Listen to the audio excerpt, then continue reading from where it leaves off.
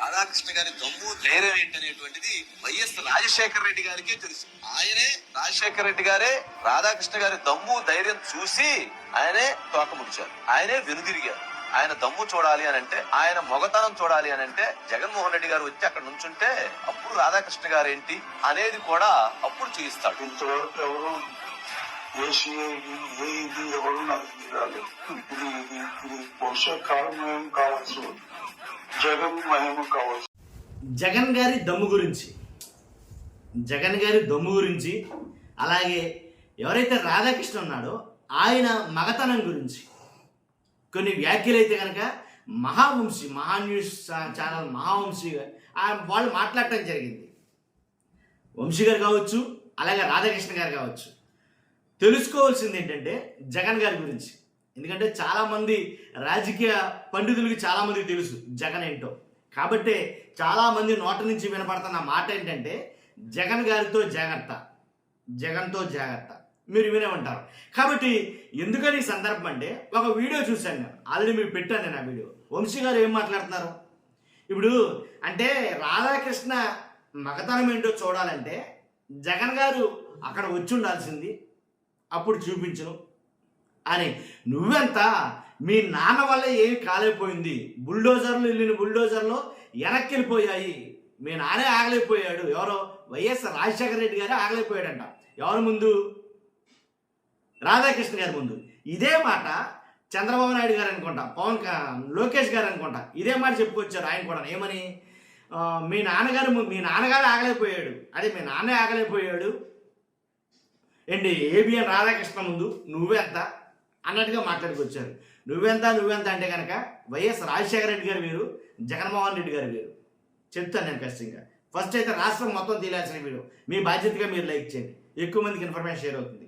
కొత్తగా మన ఛానల్ చూస్తే పక్కాగా సబ్స్క్రైబ్ చేయండి. మీ అమూల్యమైన అభిప్రాయాన్ని కామెంట్ రూపంలో తెలియజేయండి. బెస్ట్ ఎగ్జాంపుల్, ఇప్పుడు సోషల్ మీడియాలో ఒక వీడియో వైరల్ అవుతుంది, మీలో చాలామంది చూసుంటారు.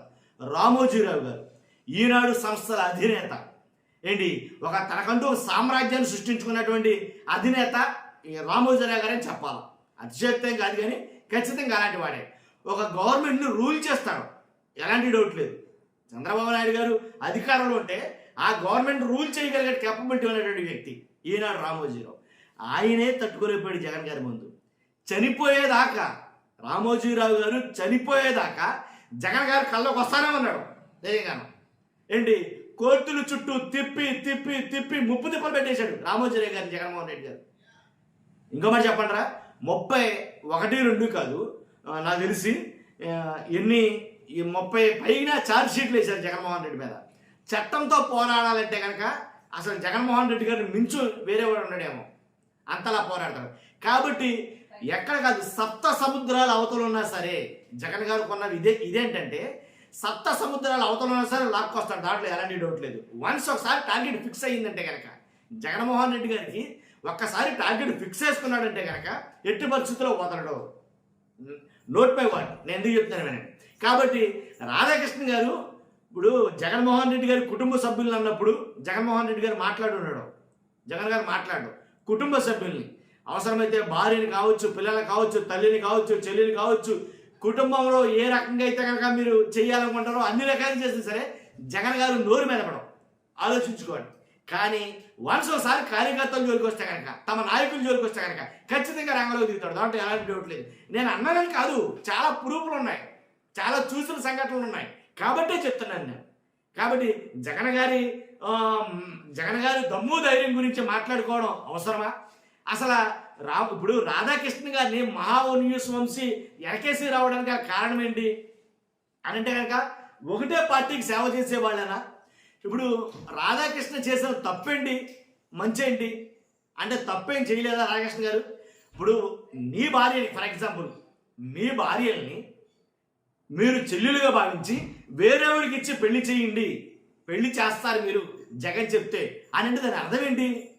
తార్చడం కాదా? సొంత భార్యల్ని వేరే వాళ్ళకి తార్చడం కాదా? అది తార్చారు అని పెద్ద బూతులా మాట్లాడతారు కొంతమంది. ఆ మాటే కదా అన్నదే, రాధాకృష్ణ గారు అన్న మాటే కదా అది, బూతు, పచ్చిబూతు. కాబట్టి ఆ ఆడవాళ్ళని మహిళల్ని అన్యాయంగా మాట్లాడడం కదా, అది మహిళల పైన దారుణంగా మాట్లాడడం కదా. కాబట్టి అంటే అలా మాట్లాడితేనేమో మీ నాన్నే ఏం చేయలేకపోయాడు, మీ నాన్నే ఏం చేయలేకపోయాడు, నువ్వెంత అని అంటే కనుక వాళ్ళ నాన్న వేరు ఈయన వేరు. నేను అనేది అది జగన్ గారి వేరు ఖచ్చితంగా. నువ్వెంత అని అనుకున్న వాళ్ళు మంచాన పట్టేసిన పరిస్థితుల్లో కూడా వదిలిపెట్టలా. బాబోయ్ నేను రానిక, రామోజీరావు గారు నేను రాలేనిక, నేను తిరగలేనిక, మంచం పట్టేశాను నేను. జగన్ గారి గురించి ఒక వీడియో, ఒక క్లిప్ వైరల్ అవుతుంది రామోజీరావు గారి. ఇలా మంచం మీద ఎలకత్తలుగా పడుకుని ఉన్నాడు, ఇలాగా పడుకుని చెప్తున్నాడు జగన్ గారి గురించి. ఒక వీడియో వైరల్ అవుతుంది. అక్కడ దాకా ఎందుకు, చంద్రబాబు నాయుడు గారే చెప్పారు చాలా సందర్భాల్లో జగన్ గారు ఏంటో. ఒక్కసారి బ్యాక్ వెళ్ళి చూస్తే మీకు అర్థమవుతుంది, వెనక్కి వెళ్ళి చూస్తే కనుక. కాబట్టి అంటే రాధాకృష్ణ గారు ఇప్పుడు ఎవరి దమ్ము వాళ్ళకు ఉంటుందండి. నీ దమ్ము ఎంత, నీ దమ్ము అంతే, ఎవరి కెపాసిటీ వాడికి ఉంటుంది, ఎవరి కెపాసిటీ వాడికి ఉంటుంది. కాబట్టి ఎవరిని తక్కువ చేసి ఎవరిని చులకం చేసి మాట్లాడడం కరెక్ట్గా. కాబట్టి అందులోనూ తెలిసిన వాళ్ళ గురించి. కాబట్టి మనం మాట్లాడింది తప్పు, సింగిల్ స్టేట్మెంట్ తప్పు అయిపోయింది, సారీ, అది ఒక క్షమించండి అని ఒక మాట అనుకుంటే కనుక రాధాకృష్ణ గారు ఇంత రాద్ధాంతం జరగకపోను. అయినా నన్ను అడిగితే కనుక వైఎస్ఆర్సీపీలు చాలా శాంతియుతంగా చేశారు. అంబటి రాంబాబు ఇంటి మీద చేసినటువంటి దాడిలా కాదు, జోగి రమేష్ వాళ్ళ ఇంటి మీద చేసినటువంటి దాడిలా కాదు, పెట్రోల్ బాంబులు వేయలేదు, ఆఫీసులను తగలబెట్టలేదు, ఏంటి కార్లు ధ్వంసం చేయలేదు, ఇలాగా ఇల్లుని ధ్వంసం చేయలేదు, ఏంటి ఇలా ఒకటి కాదు రెండు కాదు, అసలు చేయకూడని ఏవైతే ఉన్నాయో అన్నీ చేశారు. అలా చేయలా, శాంతియుత నిరసన అయితేనే జరిగింది, అక్కడ దాడి అనేది జరగల. నన్ను అడిగితే కనుక చూసిన వ్యక్తి చెప్తాను. కాబట్టి 100% జగన్ గారు ఏంటో చాలా మందికి తెలుసు. కాబట్టి ఇలాంటివన్నీ చూస్తూనే ఉంటాం. అంటే ఆ వీడియో ఆయన మాట్లాడింది మాట్లాడబట్టి వీడియో చేయాలనిపించింది. చూస్తూనే మీరు అందరూ కూడా మీ అభిప్రాయం కామెంట్ రూపంలో తెలియజేయండి. ఫస్ట్ అయితే కనుక లైక్ చేయండి. Thank you very much.